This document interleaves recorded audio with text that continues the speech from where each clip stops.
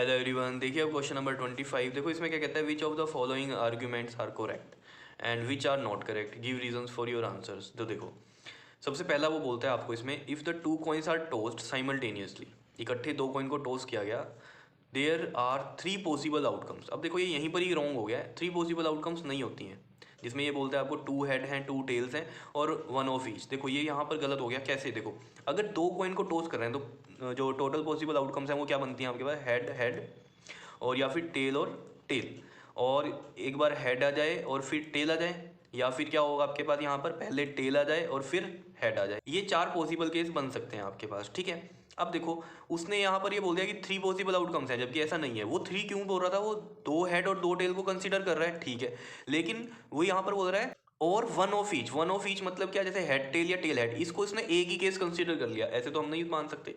देखो जब टॉस हो रहा है तो पहले हेड आ गया है और दूसरे में टेल आ गया है, और जब हमने अगली बार दोनों उछाले हैं तो उसमें से पहले वाले में टेल आ गया होगा, दूसरे वाले में हेड आ गया होगा। समझ रहे हो बात को? तो ये अलग अलग केस ही कंसीडर करेंगे। तो टोटल नंबर ऑफ आउटकम्स इसमें कितने हो गए, फोर हैं हमारे पास। उसने कितने बोल दिए, थ्री। और इसलिए बोल रहा है कि each of them has probability 1/3, जबकि होगी कितनी, 1/4 की होगी। समझ रहे हो? तो यहाँ पर हम रीज़न लिखेंगे इसमें। देखो सॉल्यूशन में हम सबसे पहले तो ये बताएंगे कि हम इस आर्गुमेंट को करेक्ट मानते हैं या नहीं मानते हैं। तो हम क्या बोलेंगे इसको, इनकरेक्ट। करेक्ट तो नहीं मानते हैं।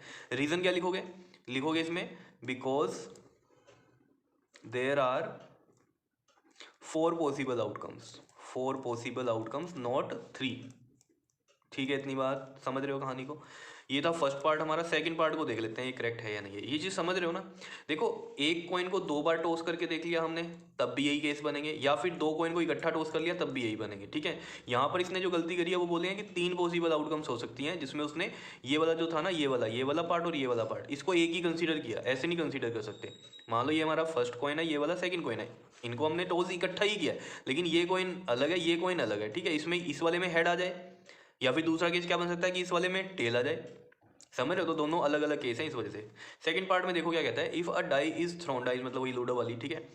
There are two possible outcomes, दो पॉसिबल आउटकम्स हो सकती हैं उसमें, एक ओड नंबर की और एक इवन नंबर की। अब ध्यान देना, कहीं आप यहाँ से देख के बोलो there are two possible outcomes, आप कहोगे नहीं, सिक्स होते हैं, सिक्स नंबर होते हैं। आगे कहानी पूरी पढ़नी होती है कि एन ओड नंबर और एन इवन नंबर। ये बात सही है। देखो अगर मैं देखूँ यहाँ पर डाइस में 1 2 3 4 5 और ये 6, ठीक है। तो देखो इसमें ये वाले ओड नंबर है और ये वाले कैसे हैं, इवन नंबर हैं। तो दो पॉसिबल आउटकम्स यही है अगर इवन ओड को देखा जाए, ठीक है। इवन होंगे और ओड होंगे, ठीक है।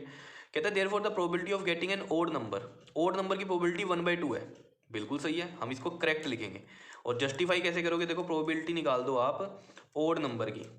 तो देखो आपको पता है क्या होता है, number of favourable outcomes, outcomes और अपॉन में होता है टोटल नंबर ऑफ आउटकम्स। ये कहानी आपको पता ही है, ठीक है। आउटकम्स, अब देखो जरा नंबर ऑफ फेवरेबल आउटकम्स कितनी होंगी इसमें। ओड नंबर देख लो जरा कितने हैं इसमें, एक ये रहा आपके पास। ओड नंबर की बात कर रहे हैं तो ओड ये वाले हैं 1, एक ये रहा 3 और एक ये रहा 5। ओड इवन तो पता है ना, ओड कौन से, तो 2 से डिवाइड नहीं होते, और इवन जो 2 से डिवाइड होते हैं, ठीक है। तो ओड नंबर देख लो इसमें कितने हैं, ऐसे 3 नंबर हैं, तो फेवरेबल हो गए 3, और टोटल नंबर पता है हमें 6 हैं। तो इसको कट कर लो, कितना आता है 1/2। तो ये भी यही बोलता था प्रोबेबिलिटी ओड नंबर की कितनी होगी, 1/2। तो इसका मतलब ये क्या है, करेक्ट है। क्लियर है, और ये हमने निकाल के भी दिखा दिया। बताओ आया समझ में? क्लियर है? Okay ji, thank you.